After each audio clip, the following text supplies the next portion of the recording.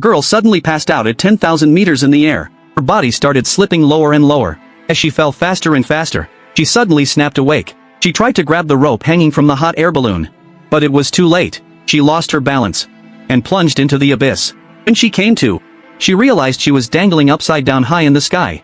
The safety harness had saved her life, but her hands were frozen stiff. She shouted to her teammate in the basket for help, only to find he had passed out from the cold. With no one to help, she had to save herself. She wrapped her legs around the rope, then used every ounce of strength in her body to swing back toward the basket. After a few desperate swings, she finally grabbed the edge of the basket and used the last of her strength to pull herself in.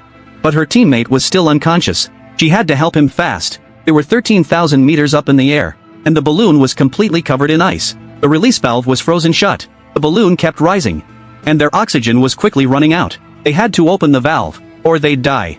So the girl made a choice. Climb the balloon by hand. No ropes, no harness, just sheer will. One wrong move, and it was a deadly fall, but she had no other option. When she reached the balloon's edge, she saw she was still far from the top. Her hands were numb with frostbite. She reached for a rope nearby, and nearly slipped. Worse yet, she was now dangerously low on oxygen. Her vision blurred. Her body begged to sleep.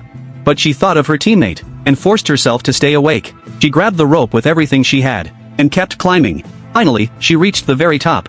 But there was no time to celebrate. Her teammate was still unconscious. She threw her body against the frozen valve, but the ice wouldn't budge. So she stood up carefully, balanced herself, and kicked the valve with all her strength. It cracked open. To keep it from freezing again, she took out a knife, cut off her shoelaces, and jammed her shoe in place. The valve released the hot air, and the balloon slowly began to descend. At last, her teammate woke up. The girl collapsed in the basket, completely spent. Seeing the cuts on her hands, he pulled out a bottle of strong alcohol, and started disinfecting her wounds. Then, snowflakes began to fall from the sky. They'd never seen snow this close before, and paused to admire it. But in the next second, they noticed something strange. The snowflakes were completely frozen in midair.